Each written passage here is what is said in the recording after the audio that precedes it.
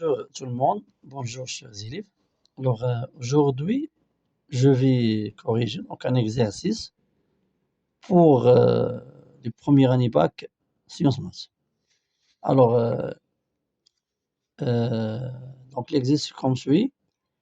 On considère une poulie de rayon R capable de tourner avec frottement autour d'un axe passant par son centre d'inertie.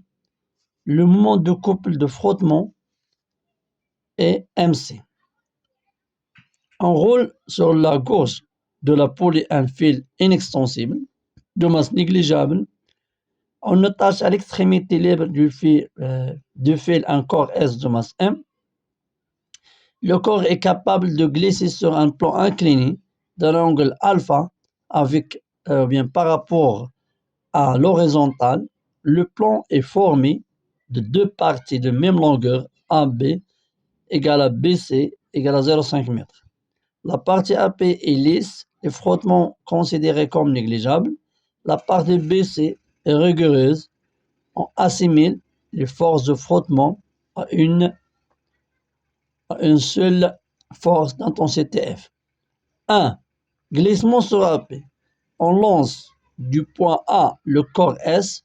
Ce dernier glisse avec une vitesse V constante et le mouvement duré delta T égale à 2 secondes. Déterminer l'intensité de la tension du fil. Alors, la tension du fil, on le trouvait soit en se basant sur le corps S ou bien sur la poulie P. Si on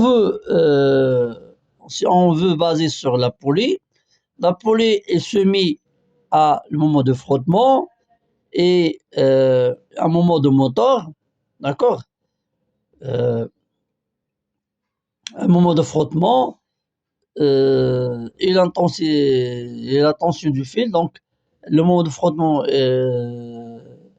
n'est pas connu dans cet exercice. Alors, en se basant, ou bien, on base sur le corps S. Alors, le corps S se met à deux forces, à trois forces. Se met à la tension T et la réaction du plan et le poids. D'accord? Alors, la réaction se fait sans frottement. Il reste que le poids et la tension. Alors, je vais corriger ou bien je vais donner la réponse. Donc, 1, 1. On a S en mouvement rectiligne uniforme. Donc, d'après le principe d'inertie, la somme des forces extérieures exercées sur S égale à vecteur nu. On a S et est soumis à P, R et T. D'accord? Alors, P plus T plus R égale à vecteur nu. Alors, c'est comme ça. Ça, c'est le corps S. Ça, c'est la force T. Sans frottement, ce que fait R est perpendiculaire. Et ça, c'est le poids, toujours vertical. Toujours vertical. Alors, on veut déterminer T. T, il est supporté donc, sur le plan. Alors, la méthode la plus simple que essayer de superposer ou bien de décomposer le poids selon les deux axes. Donc, on met la projection ici. Hein, la projection perpendiculaire, ça s'appelle PT. On la projette, ça s'appelle la normale. Ça s'appelle la normale. On la projette et C. Ça, c'est P, N. D'accord? Ça, c'est alpha.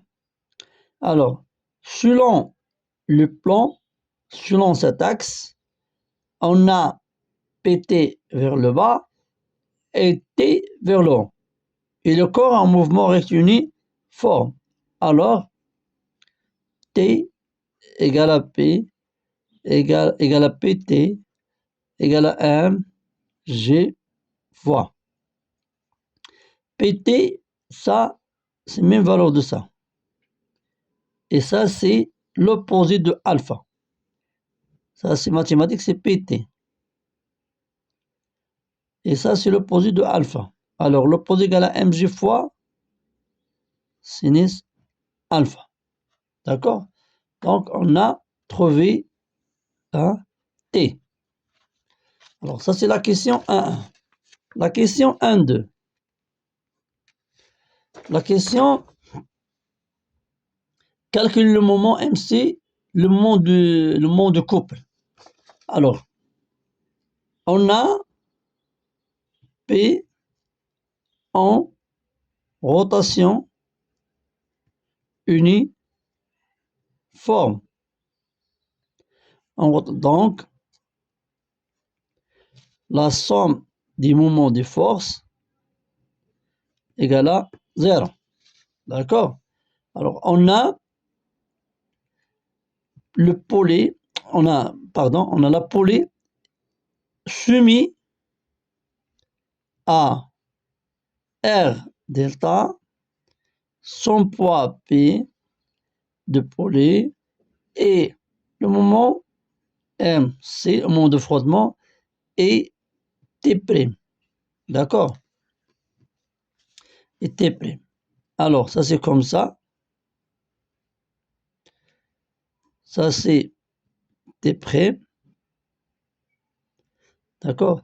Alors, le moment de R delta plus le moment de son poids plus MC plus le moment de T' égale à 0.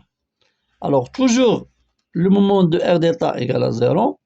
Le moment de poids égale à 0 parce que le centre d'inertie, parce que l'axe de rotation est mis sur le centre d'inertie. Alors, le moment MC, le moment de T', parce que ça c'est le sens de mouvement, donc égal à T' fois R égale à 0. D'accord? Égale à 0.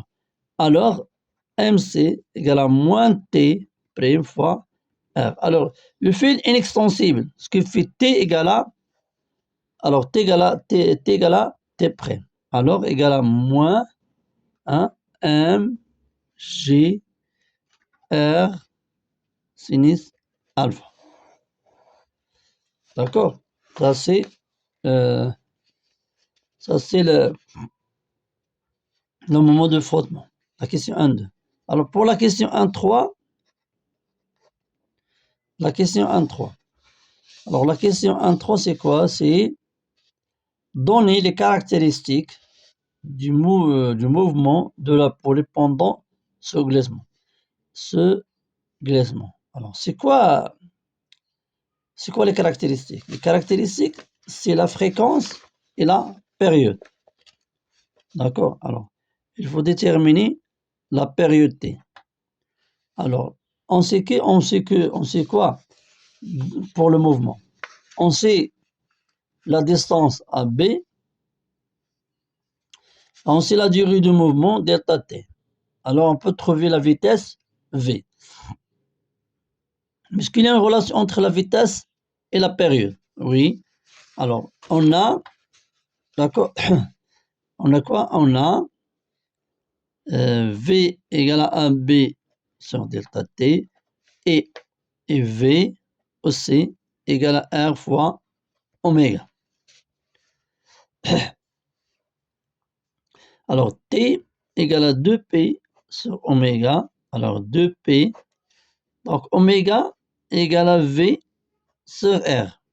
Donc, V sur R alors égal à R fois 2P sur V. Égal à R fois 2P. Alors V, c'est quoi V? C'est delta T sur AP. Delta T, c'est delta T, donc c'est AP sur delta T. Donc AP sur delta T. Alors, la période devient quoi? On peut le mettre ici. Hein? Égal à 1 fois delta T fois 2P divisé par AP. D'accord? Ça, c'est la période. Hein? On met les ici plus clair, de façon plus claire que la période égale 2P fois R fois delta T divisé par AP. Ça, c'est la période. Alors, pour la deuxième partie de le glissement sur BC. Au passage du corps S par le point P, le fait se détache du corps. Ce dernier continue ce mouvement avec la même vitesse V. Calcule le travail du point du corps effectué pendant ce glissement. Alors, le travail du point, ça c'est de 1. Alors, le travail de P vers C, égale à moins M G fois H. Moins parce que le corps fait un mouvement vers le bas. Vers le, attention, plus, pardon. Donc, le corps fait le mouvement vers le bas, alors le poids est un moteur. D'accord? Alors, et c'est quoi H? Alors, on a ici, ça c'est B, et ça c'est C. On met un horizontal qui passe par B, qui passe par C, puis on fait la projection de P sur cette horizontale. Ça c'est H. Et ça c'est alpha. Alors, H, c'est quoi H? H c'est l'opposé de alpha. Donc, égal à BC fois sinus alpha. D'accord? Alors, le travail de P, il faut rédiger comme ça, égal à M, G, BC, sinus alpha. J'ai pas fait l'application numérique ici, d'accord? J'ai fait seulement les expressions, donc parce que c'est facile à faire l'application numérique. Il suffit de respecter de respecter les lois, les unités au niveau des échelles internationales. Alors la fréquence égale à 1 sur T. Ça c'est le caractère par. Alors je continue. Alors on a, ça c'est donné, puisque valeur donnée il y a. Alors 2, 2, 2, 2. De 2, donner les caractéristiques R de force exercée par le plan PC sur le corps. Alors, le fil est détaché, donc le corps, elle reste que comme ça. Alors, S en mouvement rectiligne uniforme. Alors, P plus R égale à vétérinaire. Alors, R égale à moins P. D'accord? Alors, ça, c'est le poids, ce genre vertical. Et ça, c'est R. Alors, in R, la direction d'Yala, la direction est verticale, le sens vers le haut, l'intensité M fois G. D'accord? Parce que donc, on dit que R compense le poids dans ce cas. Alors, pour en déduire quel coefficient de frottement? Alors, le coefficient de frottement, donc ça c'est alpha, et ça c'est alpha, et ça c'est alpha. Alors, c'est quoi le coefficient de frottement? CK égale la tangente phi. Dans ce cas, phi, l'angle de frottement, c'est quoi l'angle de frottement? C'est l'angle entre la force R et la normale. Ça s'appelle phi. Dans ce cas, c'est alpha. Donc, égale la tangente alpha. D'accord? Alors, déterminer F, l'intensité des frottements. L'intensité des frottements. Alors,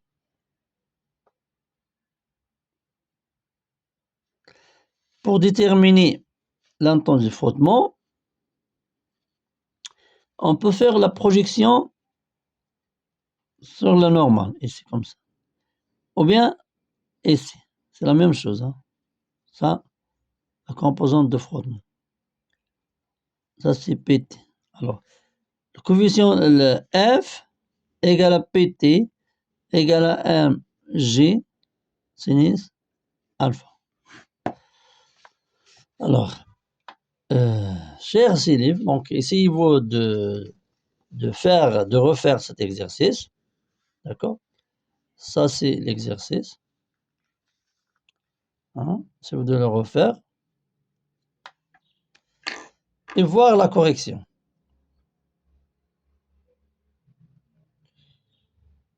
Hein? Et voir la correction de cet exercice.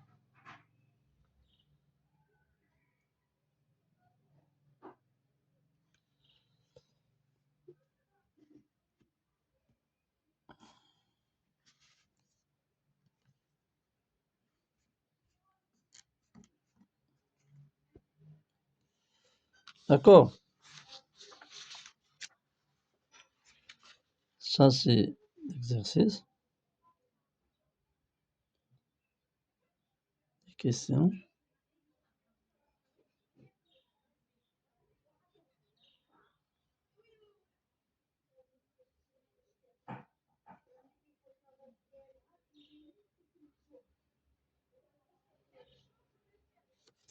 Ça, c'est la correction.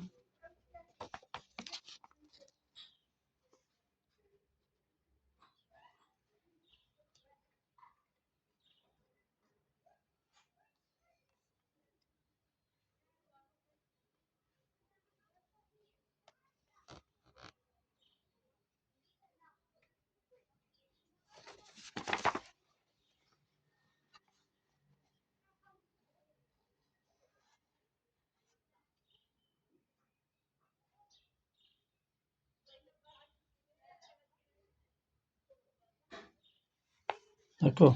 Alors, bonne chance, chers élèves. Donc, si vous avez des questions, vous pouvez les laisser dans les commentaires.